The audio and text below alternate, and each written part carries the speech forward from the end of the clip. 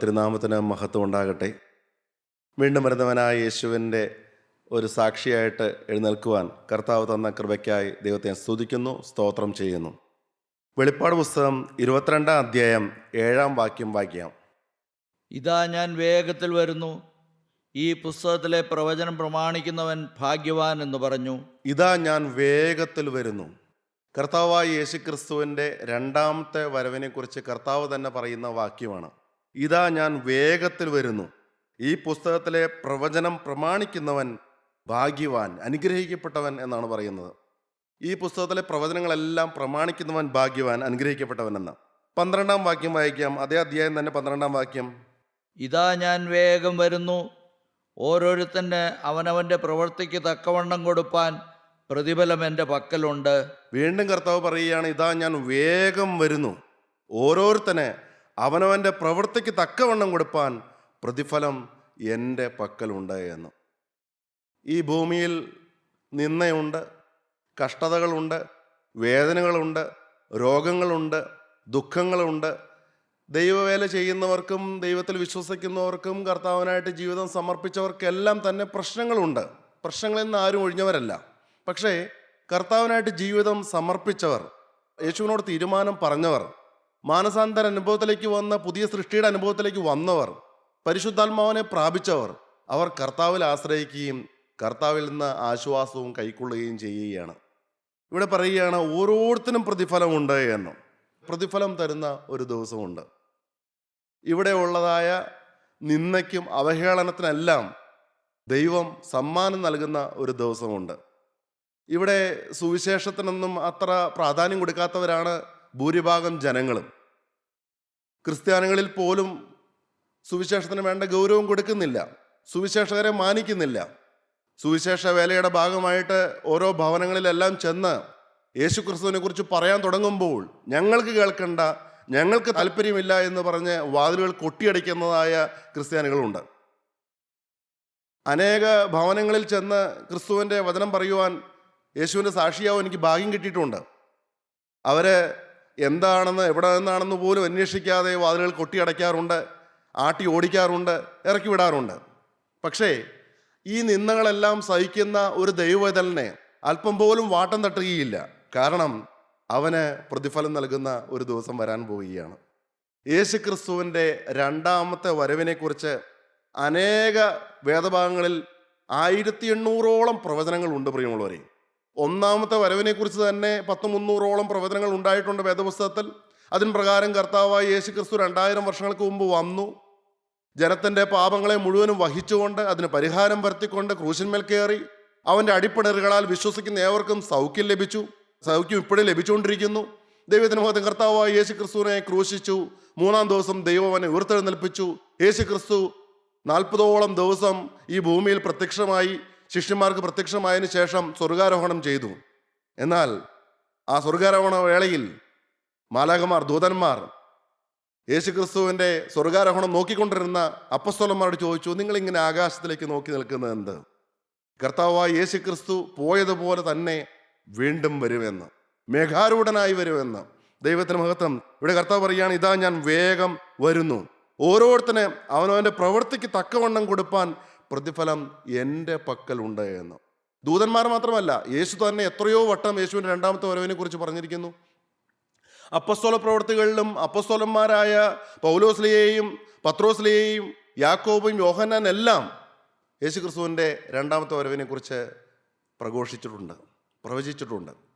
സംഭവിക്കാനുള്ള ഒരേ ഒരു പ്രവചനം അത് മാത്രമേ ഉള്ളൂ, യേശുവിൻ്റെ രണ്ടാമത്തെ വരവ്.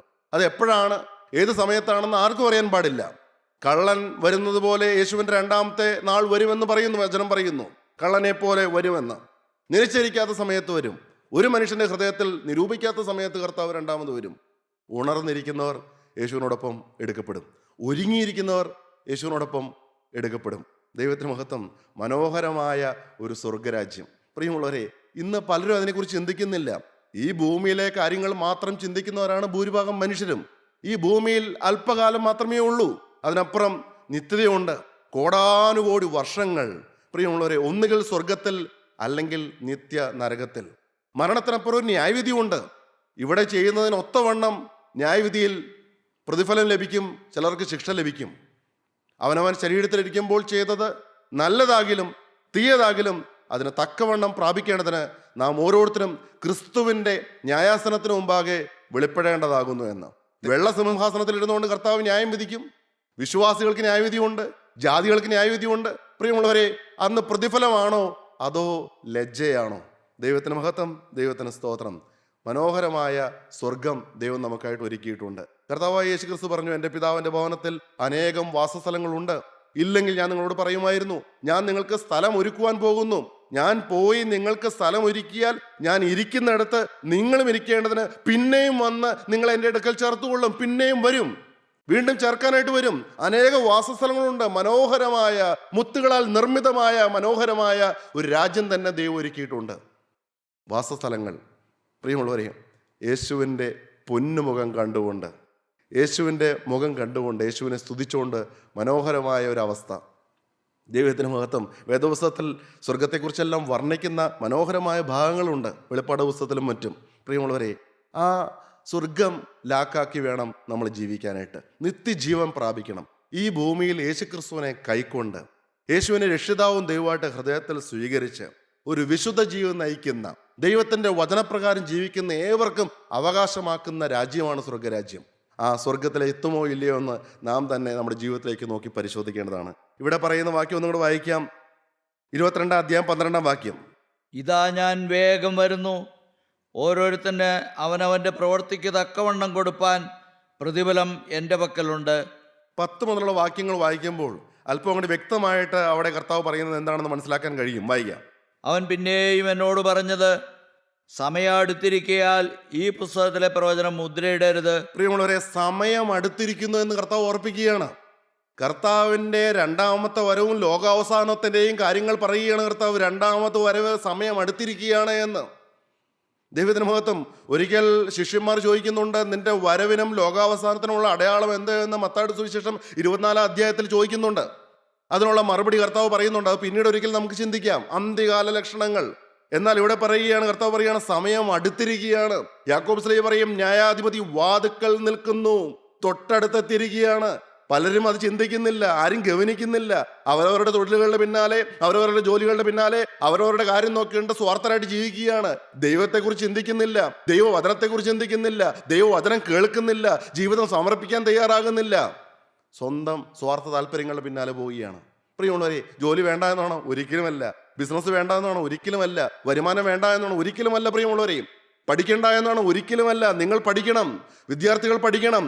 ഒരു കുറവും വരുത്താതെ നിങ്ങളുടെ കാര്യങ്ങൾ ഭംഗിയായിട്ട് നോക്കണം, നിങ്ങളുടെ കുടുംബകാര്യങ്ങൾ ഭംഗിയായിട്ട് നോക്കണം. എന്നാൽ ഒന്നാം സ്ഥാനം കർത്താവിന് കൊടുക്കണം, കർത്താവിൻ്റെ വചനം കേൾക്കണം, ജീവിതം യേശുവിന് സമർപ്പിക്കണം എന്നാണ് പറയുന്നത്. സമയം അടുത്തിരിക്കുന്നു, ന്യായാധിപതി വാതുക്കൽ തന്നെയായിരിക്കുന്നു എന്നാണ് പറയുന്നത്. ഇനി എന്താണ് പറയുന്നത്? വായിക്കാം. അനീതി ചെയ്യുന്നവൻ ഇനിയും അനീതി ചെയ്യട്ടെ. അനീതി ചെയ്യുന്നവൻ ഇനിയും അനീതി ചെയ്യട്ടെ. എന്തുകൊണ്ടാണ് വചനം അങ്ങനെ പറയുന്നത്? വേദപുസ്തകം എന്തുകൊണ്ടാണ് അനീതി ചെയ്യുന്നവൻ ഇനി അനീതി ചെയ്യട്ടെ എന്ന് പറയുന്നത്? അതുവരെ അനീതി ചെയ്യരുത്, പാപം ചെയ്യരുത് എന്ന് പറയുന്നതായ വചനം പറയുകയാണ്. അനീതി ചെയ്യുന്നവൻ ഇനിയും അനീതി ചെയ്യട്ടെ. എന്തുകൊണ്ടാണ് കർത്താവ് അങ്ങനെ പറയുന്നത്? വായിക്കാം. അഴുക്കുള്ളവൻ ഇനിയും അഴുക്കാടട്ടെ. അഴുക്കുള്ളവൻ ഇനിയും അഴുക്കാടട്ടെ. നീതിമാൻ ഇനിയും നീതി ചെയ്യട്ടെ. വിശുദ്ധൻ ഇനിയും തന്നെ വിശുദ്ധീകരിക്കട്ടെ. നീതിമാൻ ഇനിയും നീതി ചെയ്യട്ടെ, വിശുദ്ധൻ ഇനിയും തന്നെ വിശുദ്ധീകരിക്കട്ടെ. ഇതാ ഞാൻ വേഗം വരുന്നു, സമയം അടുത്തിരിക്കുന്നു. എന്തുകൊണ്ടാണ് അങ്ങനെ പറയുന്നത്? പ്രിയമുള്ളവരെ, ഇത് പറയുന്നത് എവിടെയാണെന്ന് നിങ്ങൾ നോക്കണം. 66 പുസ്തകമുണ്ട് നമ്മുടെ ബൈബിളിൽ. ഈ 66 പുസ്തകത്തിൽ മുഴുവനും നിറഞ്ഞു നിൽക്കുന്ന ഒരു കഥാപാത്രമാണ് കർത്താവായ യേശുക്രിസ്തു. യേശുക്രിസ്തുവിനെ കുറിച്ച് പറയുന്നത് മത്തായിയുടെ സുവിശേഷം മുതലാണ് എന്ന് നമുക്കറിയാം. 2000 വർഷങ്ങൾക്ക് മുമ്പാണ് യേശുക്രിസ്തു ഭൂമിയിൽ ജനിച്ചതും ജീവിച്ചതും ക്രൂശിക്കപ്പെട്ടതും ഉയർത്തെഴുന്നേറ്റതും. എന്നാൽ 6000 വർഷങ്ങളിലെ ചരിത്രങ്ങളിലേക്ക് നോക്കുമ്പോൾ, വേദപുസ്തകത്തിലേക്ക് പരിശോധിച്ച് നോക്കുമ്പോൾ, ഉൽപ്പത്തി മുതൽ മലാക്കി വരെ പഴയ നിയമത്തിൽ മുഴുവനും യേശുവിനെ കുറിച്ചാണ് പ്രവചിച്ചിരിക്കുന്നത്. മത്തായിയുടെ സുവിശേഷം മുതൽ വെളിപ്പാട് പുസ്തകം വരെ യേശുവിനെ കുറിച്ചാണ് പറയുന്നത്. യേശുവിനെ ചൂണ്ടിക്കാണിക്കുന്ന ബൈബിൾ, ഈ ബൈബിളിൽ വ്യക്തമായിട്ട് പറയുന്നുണ്ട്, ദൈവം സ്നേഹമാണ്, ദൈവം സ്വന്തം പുത്രനെ ആദരിക്കാതെ നമുക്ക് എല്ലാവർക്കും വേണ്ടി ഏൽപ്പിച്ചു തന്നു എന്ന് പറയുന്നുണ്ട്. കർത്താവായ യേശുക്രിസ്തു നമ്മുടെ ഓരോരുത്തരുടെയും പാപങ്ങൾ വഹിക്കാൻ വേണ്ടിയിട്ട് ഈ ഭൂമിയിലേക്ക് വന്നു. ദൈവം തൻ്റെ ഏകജാതനായ പുത്രനെ സ്നേഹിച്ചു. ഈ ലോകത്തിൽ നാം ആരും നശിച്ചു പോകാതിരിപ്പാൻ, നമ്മുടെ പാപത്തിന് പരിഹാരം വരുത്തുവാൻ വേണ്ടി യേശു കുരിശിന്മേൽ യാഗമായി തീർന്നു എന്ന്, അടികളും നിന്നയും പീഡയും എല്ലാം ഏറ്റ് ക്രൂശിന്മേ കയറിയെന്ന്, ഉഗ്ര പീഡയിലൂടെ കടന്നുപോയി എന്ന്, യേശു ക്രിസ്തുവിന്റെ അടിപ്പിണറുകളാലാണ് നമുക്ക് സൗഖ്യമെന്ന വചനം പറയുന്നു.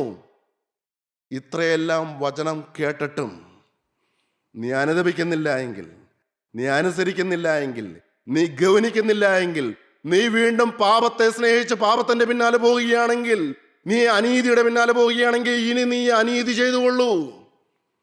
വെളിപ്പാട് പുസ്തകത്തിൽ അവസാനത്തെ അധ്യായത്തിൽ 22-ാം അധ്യായത്തിലാണ് ഇത് പറയുന്നത്. ഇനിയും അനീതിയാണ് നിന്റെ ലക്ഷ്യമെങ്കിൽ, ദൈവം ഇത്രമാത്രം സ്നേഹിച്ചിട്ട് നിന്റെ രക്ഷയ്ക്ക് വേണ്ടി സ്വന്തം പുത്രനെ ആദരിക്കാതെ പിച്ച് ചീന്തുവാൻ വേണ്ടിയിട്ട് തന്നിട്ടും ആ യേശുവിനെ കൈക്കൊള്ളാതെ നീ പാപത്തെ സ്നേഹിച്ച് ലോകത്തിന്റെ പിന്നാലെയാണ് പോകുന്നതെങ്കിൽ, ഇനിയും നീ അനീതി ചെയ്തുകൊള്ളുക. ന്യായവിധി വരാൻ പോവുകയാണ്. അഴുക്കുള്ളവൻ ഇനിയും അഴുക്കാടട്ടെ, ന്യായവിധി വരാൻ പോവുകയാണ്. ദൈവത്തിന്റെ കോപത്തെ നേരിടുവാൻ നീ ഒരുങ്ങിക്കൊള്ളുക. ദൈവം സ്നേഹമാണ് എന്നും, ഇപ്പോഴാണ് സുപ്രസാദകാലമെന്നും, ഇപ്പോൾ നീ അനുദപിച്ചാൽ നിനക്ക് മാനസാന്തരമുണ്ട് എന്നെല്ലാം പറയുന്ന വചനങ്ങൾ കേട്ടിട്ടും നീ ഗൗനിക്കുന്നില്ല എങ്കിൽ, നിനക്ക് വലിയൊരു ഭയങ്കരമായ ന്യായവിധി വരാൻ പോവുകയാണ്. ശിക്ഷാവിധി വരാൻ പോവുകയാണ്. കെടാത്ത തീയും ചാവാത്ത പുഴുവുമുള്ള നിത്യ നരകത്തിലേക്ക് നീ തള്ളപ്പെട്ടു പോകും സഹോദര. ജീവന്റെ പുസ്തകത്തിൽ പേരെഴുതി കാണാത്ത ഏവനെയും, കുഞ്ഞാടിന്റെ പുസ്തകത്തിൽ പേരെഴുതി കാണാത്ത ഏവനെയും തീപ്പൊയ്കയിൽ തള്ളിയിടുമെന്നുള്ള വചനം നിന്നോടാണ്. ജീവപുസ്തകത്തിൽ പേര് വേണമെങ്കിൽ യേശു ക്രിസ്തുവിനെ കൈക്കൊള്ളണം. പാപത്തെ വെറുത്ത് ഉപേക്ഷിക്കണം. അനീതി ചെയ്യുന്നവൻ ഇനിയും അനീതി ചെയ്യട്ടെ, അഴുക്കുള്ളവൻ ഇനിയും അഴുക്കാടട്ടെ. എന്നാൽ നീതിമാന്മാർ ശ്രദ്ധിച്ചുകൊള്ളുക, നിങ്ങൾ ഇനിയും ഇനിയും നീതി ചെയ്തുകൊണ്ടിരിക്കുക. വിശുദ്ധൻ ശ്രദ്ധിച്ചുകൊള്ളുക, ഇനിയും ഇനിയും നിന്നെ തന്നെ വിശുദ്ധീകരിക്കുക. നീ ഒരുക്കമുള്ളവനായിട്ടിരിക്കുക, വിശുദ്ധിയെ തികച്ചുകൊണ്ടിരിക്കുക. നിന്റെ വേല നീ ചെയ്യുക. നിന്നെ ദൈവം തെരഞ്ഞെടുത്തതാണെങ്കിൽ, നിന്നെ ദൈവം വിളിച്ചതാണെങ്കിൽ, നിന്നെക്കുറിച്ച് ദൈവത്തിനൊരു ഉദ്ദേശമുണ്ട്. നിന്നെ അക്കരെ നാട്ടിൽ എത്തിക്കണമെന്നുള്ള ആഗ്രഹം ദൈവത്തിനുണ്ട്. അതിനു വേണ്ടിയിട്ട് പരിശുദ്ധാത്മാവിനെ ദൈവം നിനക്ക് നൽകിയിരിക്കുകയാണ്. നീ അത് പാഴാക്കി കളയാതെ, നിനക്ക് ലഭിച്ചതായ താലന്ത് കുഴിച്ചിടാതെ നീ വിനിമയം ചെയ്തുകൊണ്ടിരിക്കുക, വ്യാപാരം ചെയ്തുകൊണ്ടിരിക്കുക എന്ന് വചനം പറയും. ദൈവത്തിന് മഹത്വം, ദൈവത്തിന് സ്തോത്രം. വിശുദ്ധൻ ഇനിയും തന്നെ വിശദീകരിക്കട്ടെ. അടുത്ത വാക്യം. ഇതാ ഞാൻ വേഗം വരുന്നു, ഓരോരുത്തന് അവനവന്റെ പ്രവൃത്തിക്ക് തക്കവണ്ണം കൊടുപ്പാൻ പ്രതിഫലം എൻ്റെ പക്കലുണ്ട്. ഇതാ ഞാൻ വരാൻ പോവുകയാണ്, പ്രതിഫലം എൻ്റെ പക്കലുണ്ട്. ഒന്നാമത്തെ വരവെങ്കിൽ വ്യസനപാത്രമായിട്ട് രോഗം ശീലിച്ചവനായിട്ടാണ് അവൻ വന്നത്.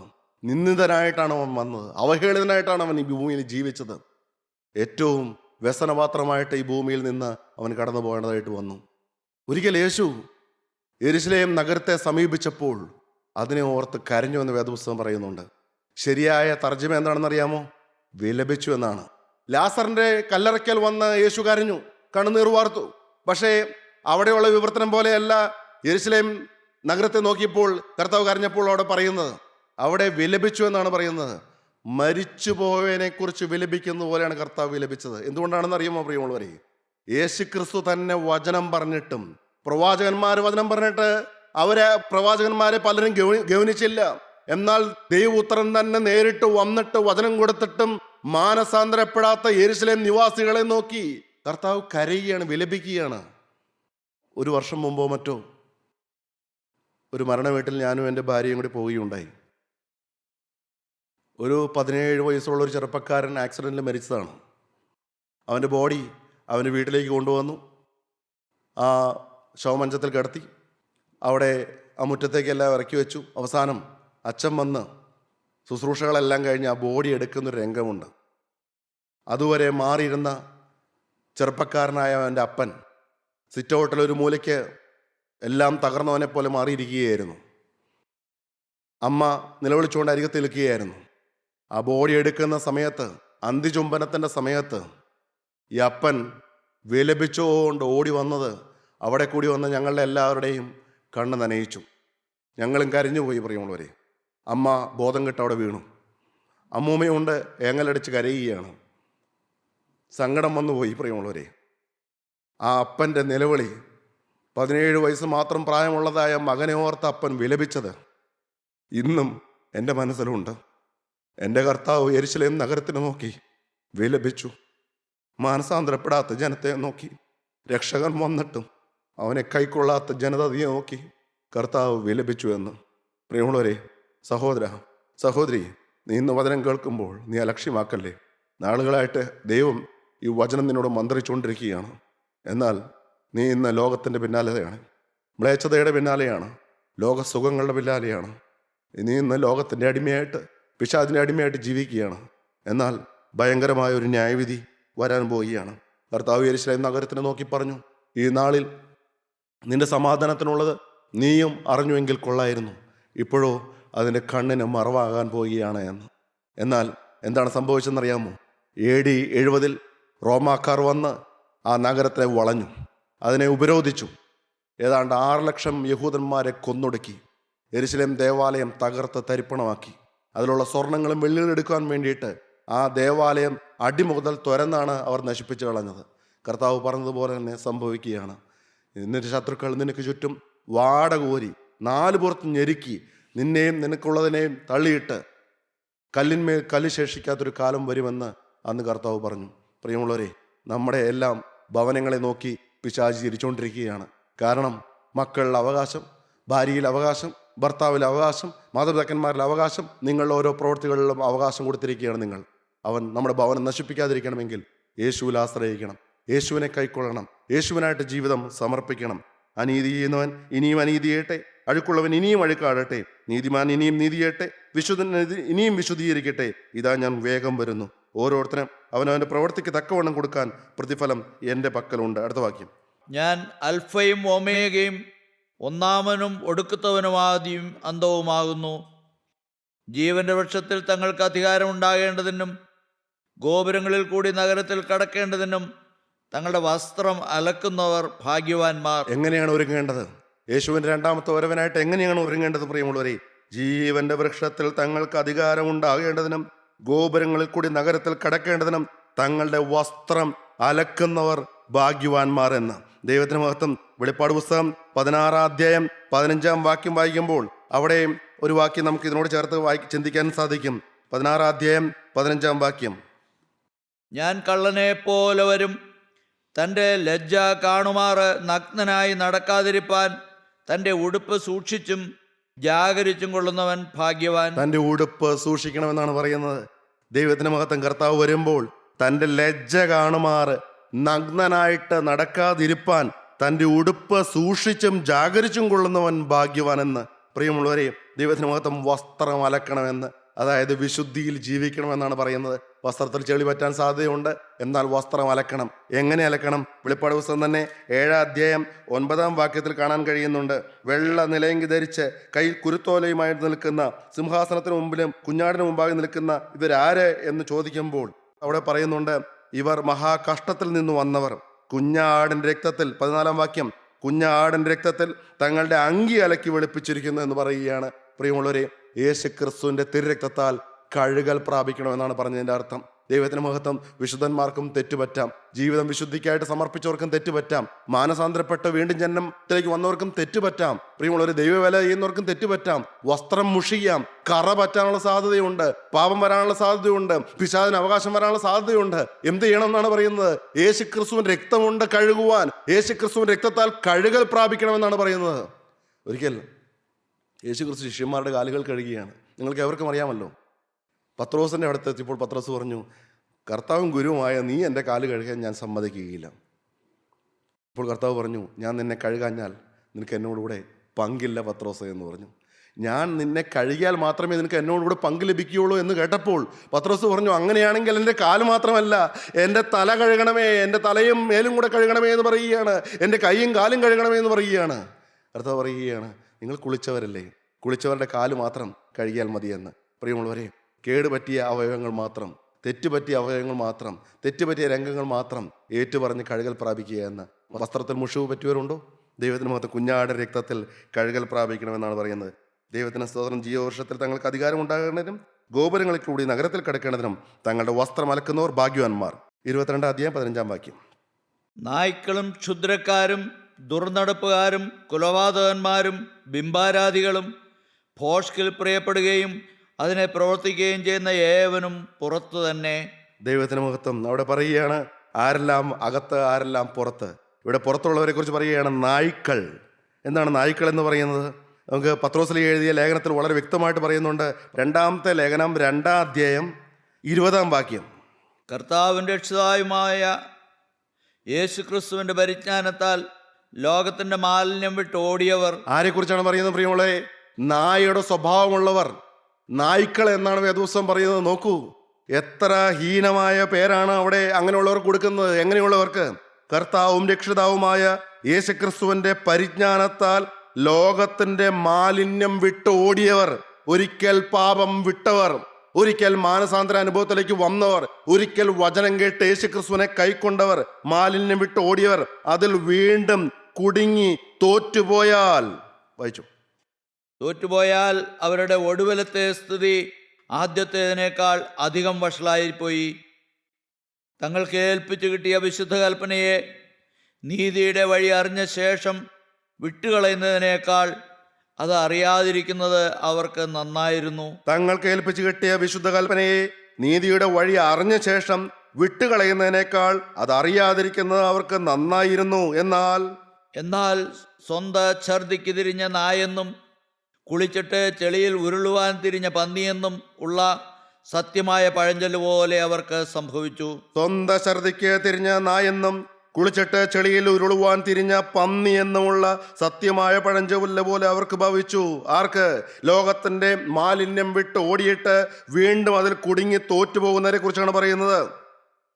തങ്ങൾക്ക് ഏൽപ്പിച്ചു കിട്ടിയ വിശുദ്ധ കൽപ്പനയെ നീതിയുടെ വഴി അറിഞ്ഞ ശേഷം വിട്ടുകളയുന്നവരെ കുറിച്ചാണ് പറയുന്നത്.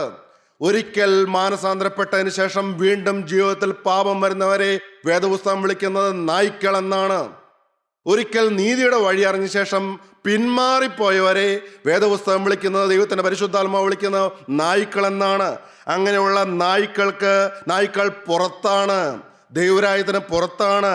ക്ഷുദ്രക്കാർ, മന്ത്രവാദം പ്രയോഗിക്കുന്നവർ, മന്ത്രവാദത്തിൽ വിശ്വസിക്കുന്നവർ, മന്ത്രവാദത്തിൽ ആശ്രയിക്കുന്നവർ, ദുർനടപ്പുകാർ, വ്യഭിചാരികൾ, സ്വയഭോഗികൾ, ആണോടാണ് അവലക്ഷണമായിട്ട് നടക്കുന്നവർ, സ്വവർഗരതികളിൽ ഇറങ്ങിപ്പോകുന്നവർ, ലിവിങ് ടുഗദർ എന്ന കൺസെപ്റ്റിലാണ് ഇപ്പോൾ ഇന്ന് അനേക യുവാക്കന്മാരും ജീവിക്കുന്നത്. വിവാഹം വേണ്ട, ഒരുമിച്ച് ജീവിക്കാം, നിയമത്തിനൊന്നും കീഴ്പ്പെടാൻ തയ്യാറല്ല, എന്നിട്ട് തോന്നിയതുപോലെ ജീവിക്കുകയാണ്. മക്കൾ വേണ്ട എന്ന് പറയുന്ന സമൂഹമുണ്ട്. മക്കൾ വേണ്ട, പക്ഷേ നമുക്ക് വിവാഹ ബന്ധത്തിൽ ഏർപ്പെടാം എന്ന് പറയുന്നവരുണ്ട്. പ്രിയമുള്ളവരെ, ദുർനടപ്പുകാർ എന്നാണ് വേദപുസ്തകം പറയുന്നത്. കൊലപാതകന്മാർ, ശാരീരികമായിട്ടും മാനസികമായിട്ടും കൊല്ലുന്നവരുണ്ട്, ശാരീരികമായിട്ടും മാനസികമായിട്ടും മുറിവേൽപ്പിക്കുന്നവരുണ്ട്. സഹോദര, നീ നിന്റെ ഹൃദയത്തിലേക്ക് നോക്കൂ. നിന്റെ ഭാര്യയെ വിളിക്കുന്ന പേരുകൾ, ഭാര്യയോട് നീ പെരുമാറുന്ന രീതികൾ മുറിവേൽപ്പിക്കുന്ന രീതിയാണോ? അനേകരെയും താറടിച്ച് നീ സംസാരിക്കാറുണ്ടോ? വിലയില്ലാത്തവനായിട്ട് നീ കാണാറുണ്ടോ? കുറവുള്ളവരായിട്ട് കണ്ടുകൊണ്ട് അവരെ ഏറ്റവും മോശമായിട്ട് ചിത്രീകരിക്കാറുണ്ടോ? ദൈവത്തിന് മഹത്വം. അനേക ദൈവമക്കൾ എന്ന് പറയുന്നവർ പോലും അനേകരെ മുറിവേൽപ്പിക്കുന്നവരും കൊല്ലുന്നവരുമാണ്. പുറമേ കൊലപാതകം നടത്തുന്നില്ല എന്ന് തോന്നും, എന്നാൽ ഹൃദയം കൊണ്ട് കൊല്ലുകയാണ്, വാക്കുകൾ കൊണ്ട് കൊല്ലുകയാണ്, പ്രവൃത്തികൾ കൊണ്ട് കൊല്ലുകയാണ്. മറ്റുള്ളവരോട് ആ വ്യക്തിയെക്കുറിച്ച് പറഞ്ഞ് പരദൂഷണം പറഞ്ഞ് കൊല്ലുകയാണ്. കൊലപാതകന്മാർ, ബിംബാരാധികൾ, വിഗ്രഹങ്ങളെ ആരാധിക്കുന്നവർ, ബോഷ്കിൽ പ്രിയപ്പെടുകയും അതിനെ പ്രവർത്തിക്കുകയും ചെയ്യുന്ന ഏവനും പുറത്ത് തന്നെ. എന്താണ് ബോഷ്ക്ക്? ബോഷ്കിന്റെ അപ്പൻ എന്ന് വേദപുസ്തകം വിശേഷിപ്പിക്കുന്നത് സാത്താനെയാണ്. ഉൽപ്പത്തി പുസ്തകം മുതൽ അവന്റെ പ്രവൃത്തികൾ കാണാം. ബോഷ്ക്ക് അസത്യമാണ് അവൻ പറയുന്നത്, അസത്യവാദിയാണ് അവൻ. ഉൽപ്പത്തി പുസ്തകത്തിൽ ഏദൻ തോട്ടത്തിൽ അവൻ ചെന്നു, ഹവ്വായോട് ചോദിച്ചു, വൃക്ഷത്തിന്റെ ഫലം തിന്നരുത് എന്ന് പറഞ്ഞിട്ടുണ്ടോ? ആ നന്മകളെ കുറിച്ചുള്ള അറിവിന്റെ വൃക്ഷത്തിന്റെ ഫലം തിന്നരുത്, തിന്നുന്ന നാളിൽ നീ മരിക്കുമെന്ന് പറയുന്നുണ്ട്. ദൈവം പറഞ്ഞിട്ടുണ്ട്. മരിക്കുകയില്ല നിശ്ചയമെന്ന് പറഞ്ഞുകൊണ്ട് അവൻ അസത്യം പറയുകയാണ്, അവൻ ബോഷ്ക്ക് പറയുകയാണ്, അവൻ വ്യാജം പറയുകയാണ്. ഇന്ന് വ്യാജം പറയുന്നവർ, ഇന്ന് കാപട്യം കാണിക്കുന്നവർ, ഇന്ന് അസത്യത്തിൽ ജീവിക്കുന്നവർ, സത്യത്തിനെതിരായിട്ട് പ്രവർത്തിക്കുന്നവർ ചിന്തിച്ചു കൊള്ളണം. ബോഷ്ക്ക് പറയുന്നത് പിശാചിൽ നിന്നാണ് ബോഷ്ക്ക് വരുന്നത്. പിശാച് ബോഷ്ക്ക് പറയുന്നവനും അതിന്റെ അപ്പനുമാകുന്നു എന്നാണ് പറയുന്നത്. സത്യത്തെ മറയ്ക്കുക എന്നാണ് ബോഷ്ക്ക് എന്ന് പറഞ്ഞാൽ. സത്യത്തെ മറയ്ക്കുക. ഇന്ന് പല ആത്മീയ പ്രസ്ഥാനങ്ങളിലേക്ക് നോക്കിയാൽ ബോഷ്കിന്റെ ആരാധനകൾ കാണാൻ കഴിയും.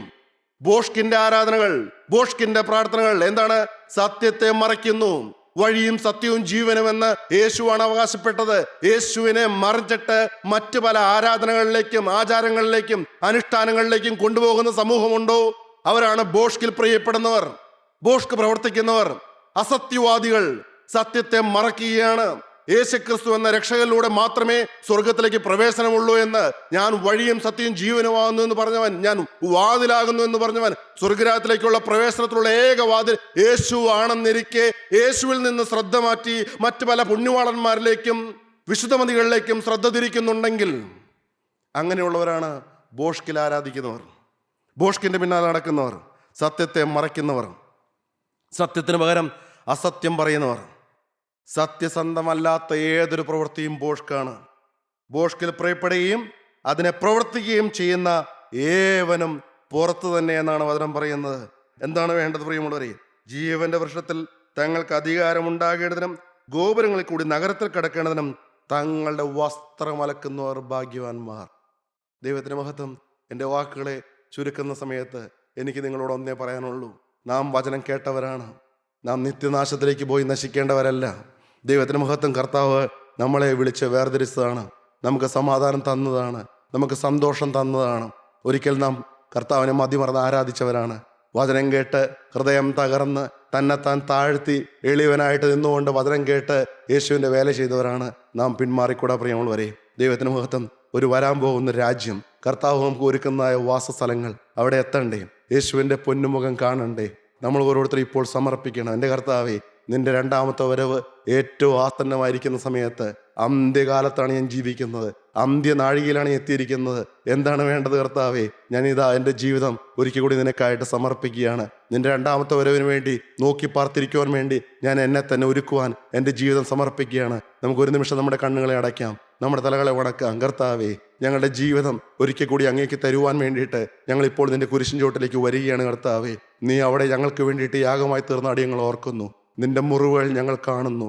നിന്റെ ഓരോ കൈകളിലും കാലുകളിലുമുള്ള ആണിപ്പാടുകൾ ഞങ്ങൾ കാണുന്നു. നിന്റെ തിരുവിലാവ് മുറിഞ്ഞിരിക്കുന്നത് കാണുന്നു. നിന്റെ ശരീരത്തിൽ മുഴുവനും രക്തത്തുള്ളികൾ ഇറ്റിറ്റ് വീഴുന്നത് ഞങ്ങൾ കാണുന്നു. കർത്താവേ, ഇതെല്ലാം ഞങ്ങൾക്ക് വേണ്ടിയിട്ടാണെന്ന് ഞങ്ങൾക്ക് ഇതിനു മുമ്പ് ഞങ്ങൾ കേട്ടിട്ടുണ്ട് എങ്കിലും ഇപ്പോൾ വീണ്ടും അറിയുന്ന ഈ സമയത്ത് ഞങ്ങളെ തന്നെ സമർപ്പിക്കാനായിട്ട് നിന്റെ കുരിശിൻ ചോട്ടിലേക്ക് വരട്ടെ. കർത്താവേ, ഞങ്ങൾ പാപികളാണെന്ന് ഞങ്ങൾ സമ്മതിക്കുന്നു. നിന്റെ വിലയേറിയ രക്തം കൊണ്ട് ഞങ്ങളെ കഴുകണമേ, ഞങ്ങളുടെ പാപങ്ങൾ മോചിച്ചിരണമേ.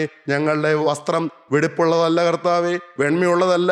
നിന്റെ തിരക്തത്താൽ കഴുകി കുഞ്ഞാട് രക്തത്തിൽ അങ്കി അലക്കി വെളുപ്പിക്കുവാൻ ഞങ്ങൾക്ക് ഇനി ഭാഗ്യം തരണമേ. ഞങ്ങളുടെ ജീവിതം ഒരിക്കൽ കൂടി അങ്ങേക്കായിട്ട് സമർപ്പിക്കുകയാണ്.